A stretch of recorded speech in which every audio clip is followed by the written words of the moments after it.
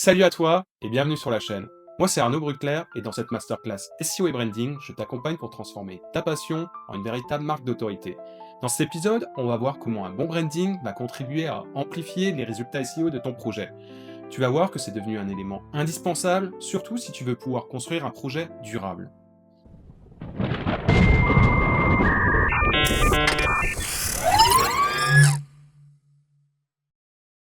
Alors pour commencer cet épisode, je pense qu'il est important de rappeler que l'algorithme de Google est basé depuis ses débuts sur trois piliers essentiels: le contenu, la technique et le netlinking. Le système a évolué progressivement au fur et à mesure des années pour inclure de plus en plus de paramètres afin d'obtenir des résultats de recherche ultra pertinents pour l'utilisateur. L'un de ces paramètres, c'est justement le branding du site. Depuis 2022, on observe très clairement que Google cherche à nettoyer les sites qui ne créent pas de vraie valeur ajoutée et dont le trafic provient uniquement du référencement naturel. Et on peut le voir de plus en plus. Les sites qui sont uniquement basés sur cette source de trafic voient leur visite progressivement diminuer après 3-4 années de mise en ligne. Le branding devient donc un élément indispensable pour pouvoir construire un projet sur le long terme et il suffit de faire une analyse de marché pour s'en rendre compte. Pour ça, je te conseille par exemple d'analyser les marques de tes principaux concurrents une à une. Ne te limite pas à observer leur contenu ou leur netlinking, mais regarde s'il y a une marque reconnue avec de la recherche dessus, du trafic direct, et s'il y a tout un écosystème de plateformes qui gravitent autour. Un bon exemple, si tu es dans la nutrition, c'est Yuka. À la base, c'est une application très populaire pour scanner les produits alimentaires, disponible sur l'Apple Store ou Google Play. Il y a énormément de recherches sur cette marque et elle est largement connue du public. À côté de ça, ils ont aussi un site très puissant, notamment grâce à un fort netlinking et un contenu de qualité rédigé par des experts. Ils proposent également d'autres produits à la vente, comme des livres spécialisés. Et bien sûr, ils ont une communication à grande échelle, notamment via leurs réseaux sociaux, qui sont alimentés quotidiennement et suivis par de nombreux followers. Tout cet écosystème fait qu'ils sont reconnus aux yeux de Google comme une entité experte de la nutrition. Il n'y a qu'à voir les positions ultra concurrentielles sur lesquelles ils arrivent à se positionner en SEO pour s'en rendre compte. Sans une forte image de marque, ces résultats SEO n'auraient jamais été possibles, encore plus dans cette thématique très surveillée par Google.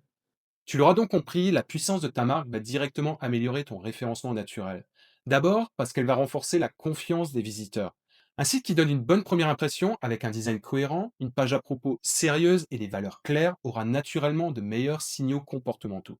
Ces signaux sont justement ceux que Google mesure, comme le temps passé sur le site, le taux de rebond, le nombre de pages vues, les clics ou encore le taux de retour sur les résultats de recherche. Ensuite, un bon branding va t'apporter un important trafic externe qui sera un très bon signal pour améliorer le référencement naturel de ton site. Que ce soit par la recherche de ton nom de marque, les relais sur les réseaux sociaux, les médias ou toute autre source de trafic. Google va comprendre que ton site est perçu comme une référence. Et enfin, le branding va faciliter ton netlinking. Un site crédible avec une image forte va recevoir beaucoup plus naturellement des backlinks sans avoir besoin d'en acquérir manuellement en permanence. Maintenant, si tu veux vraiment renforcer ton branding, il y a plusieurs actions concrètes que tu peux mettre en place et qui vont progressivement construire une vraie autorité autour de ta marque. Déjà, commence par soigner ta page à propos. C'est souvent l'une des pages les plus négligées alors qu'elle joue un rôle clé dans la crédibilité de ton projet. Ajoute une histoire claire, une photo de toi ou de ton équipe, un vrai ton humain et surtout des liens vers tes réseaux sociaux.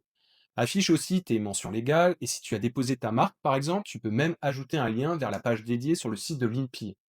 Ensuite, crée une fiche Google My Business, même si tu n'as pas de local physique. Tu peux déclarer ton activité en tant que service sans adresse visible. Ça crée un point d'entrée officiel dans l'écosystème Google et ça participe à renforcer ton autorité à la fois localement et globalement. Autre point essentiel, fais vivre ta marque en dehors de ton site. Publie régulièrement sur les réseaux sociaux, sur newsletter ou dans des groupes comme Discord. Même une petite communauté active peut faire une vraie différence sur la perception de ta marque, surtout si tu crées des contenus utiles, identifiables et mémorables. Bien sûr, utilise ton identité de marque de manière cohérente sur tous les réseaux, que ce soit le même logo, le même ton et les mêmes couleurs. Un autre point important, c'est qu'il faudra que tu sois mentionné sur d'autres sites. Si tu achètes des articles sponsorisés par exemple, je te conseille de faire apparaître ton nom de marque dans le titre des publications.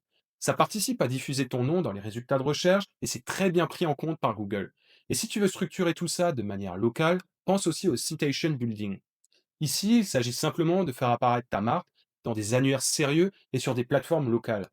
Pour ça, il faudra que tu utilises toujours les mêmes informations comme ton nom, ton adresse physique et ton numéro de téléphone. C'est un travail souvent sous-estimé, mais qui aide énormément à faire reconnaître ton projet comme une vraie entité aux yeux de Google. Enfin, pour les projets déjà très avancés, avec une forte concurrence, je te conseille de faire le maximum pour que ta marque vive dans le monde réel. Ça peut passer par l'organisation d'événements, des interventions dans des podcasts ou des médias comme BFM Business, ou même de l'affichage en ville. Ce sont des signaux très forts qui boostent ta notoriété et qui peuvent être relayés ensuite sur tes réseaux ou sur ton site. L'idée, c'est que ta marque existe réellement, qu'elle ne soit pas juste un site parmi d'autres, mais une entité d'autorité identifiable et active. Enfin, garde à l'esprit que ton identité de marque, ce n'est pas simplement un nom et un logo. Il s'agit de toute ton identité visuelle, de ta manière de communiquer, des valeurs que tu portes et de la promesse que tu fais à ton audience. Tu dois réussir à garder une cohérence globale pour que ton projet soit facilement identifiable. Et c'est exactement ce que Google cherche. Des entités fiables, d'autorité et experts de leur domaine avec une audience fidèle. C'est tout pour cet épisode. J'espère qu'il t'a plu. Si c'est le cas, pense à mettre un like et à t'abonner à la chaîne pour soutenir la masterclass. Et si tu veux retrouver cet épisode avec des bonus supplémentaires, tu peux te rendre sur mon site internet. Le lien se trouve dans la description. Je te donne rendez-vous dans le prochain épisode. À très vite.